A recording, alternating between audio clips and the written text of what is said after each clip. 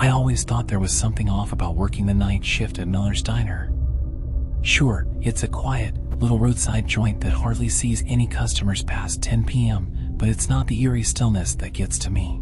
I've been working here for a few months now, and in all that time, I haven't seen a single customer come through the door after dark. The only people I ever see are my coworkers, and that's where the real weirdness begins. My name's Jack. I'm 35, and I moved to this sleepy town in upstate New York after losing my job in the city. The rent here is dirt cheap, and I needed a fresh start, so I took the first job I could find, working nights at Miller's Diner. It seemed like an easy gig, flipping burgers, frying up eggs, and pouring coffee for the occasional trucker passing through. But from the moment I started, I knew something wasn't right. There's only 3 of us on the night shift, me, Peggy the waitress, and Tom the cook. Peggy's a mousy woman in her late 40s with a perpetual scowl etched into her face. She hardly says a word, and when she does, it's always something dismissive or sarcastic. Then there's Tom, a hulking brute of a man with greasy hair and a permanent 5 o'clock shadow. He's the kind of guy you wouldn't want to meet in a dark alley, or even in broad daylight, for that matter. Every night, Peggy and Tom act like they're going through the motions, like they're stuck in some kind of loop. Peggy wipes down the same spot on the counter for hours, staring off into space, while Tom grills up the same burger over and over, never actually serving it. And the whole time, they barely acknowledge my existence, as if I'm not really there.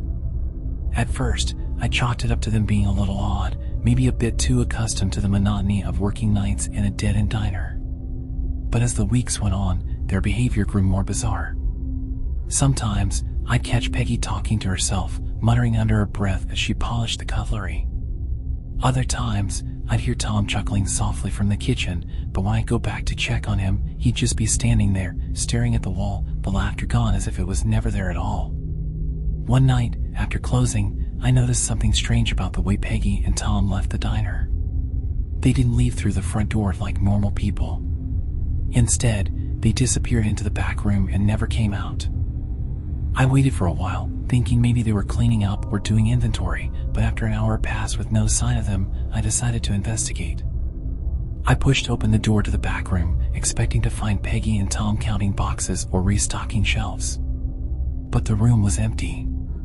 Completely empty. No shelves, no boxes, no nothing. Just bare walls and a concrete floor.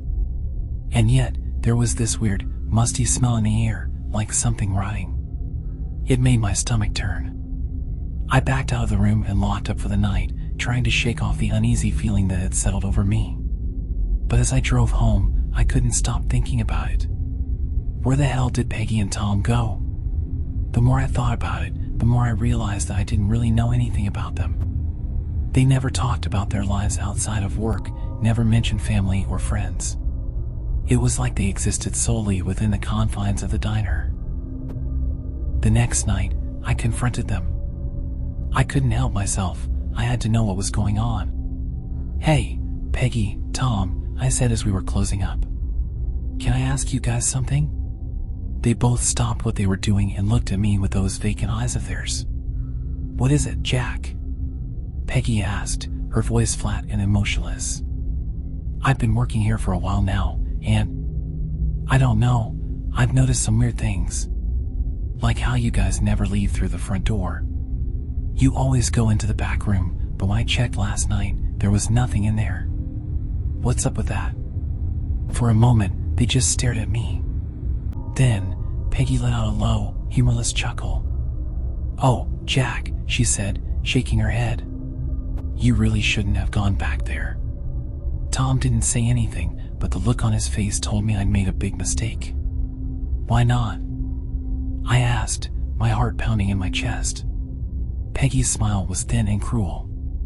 "Because now you've seen too much. And you can't leave now. Not ever." I felt a cold shiver run down my spine. "What do you mean?" Tom finally spoke up, his voice a deep, gravelly rumble.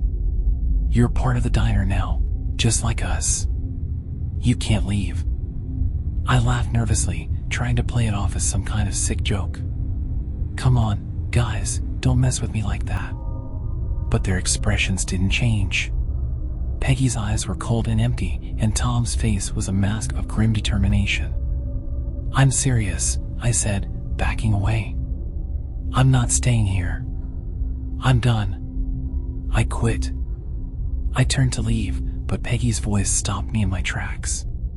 "You really think it's that easy?" she said, her voice dripping with malice. "You're one of us now. You always have been." I didn't wait to hear more. I bolted for the front door, my heart pounding in my ears. But when I reached it, the door wouldn't budge. It was like it was glued shut. Panic surged through me, and I slammed my shoulder against the door, trying to force it open, but it was no use. I turned back to Peggy and Tom, who were watching me with those eerie, dead eyes. "Let me out!" I shouted, but they just stood there, silent and unblinking. Suddenly, the room started to spin, and I felt a wave of dizziness wash over me. My vision blurred, and the last thing I saw before everything went black was Peggy's twisted smile. When I woke up, I was lying on the floor of the back room. But it wasn't empty anymore. The walls were lined with shelves, stacked high with dusty cans and boxes. The musty smell was stronger now, almost overwhelming. I staggered to my feet, my head throbbing. The room felt smaller than before, like the walls were closing in on me. I tried the door, but it wouldn't open. I was trapped. I shouted, pounding on the door. "Somebody help me!" But no one came. The only sound was my own ragged breathing and the faint hum of the fluorescent lights overhead. I don't know how long I was in there. Hours, maybe. Or days. Time seemed to stretch and warp, losing all meaning.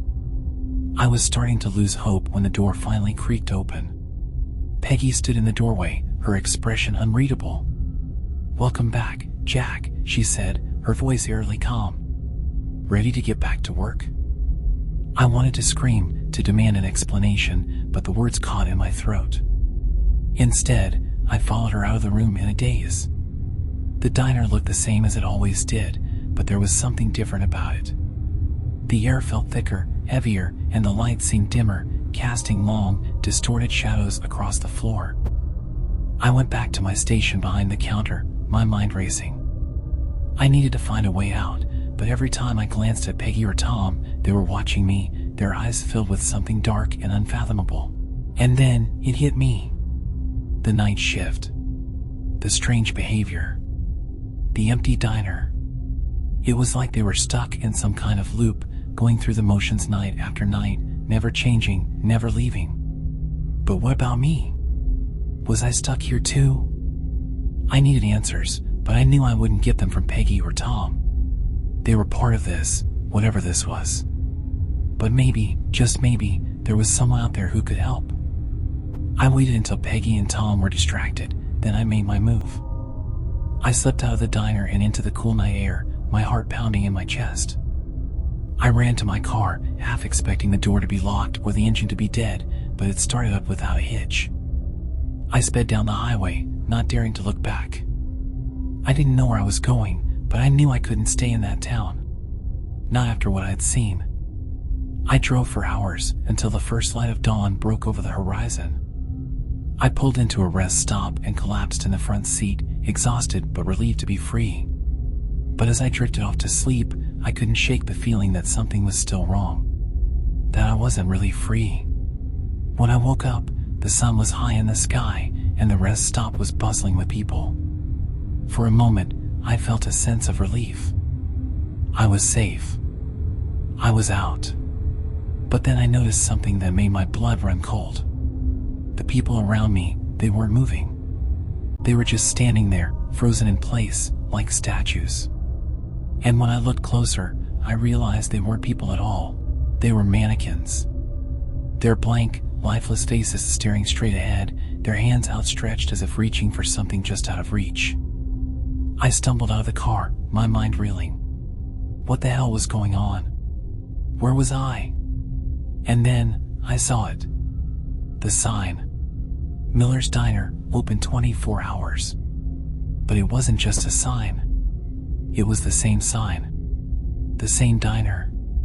The same goddamn place I just escaped from. I tried to run, but my legs wouldn't move.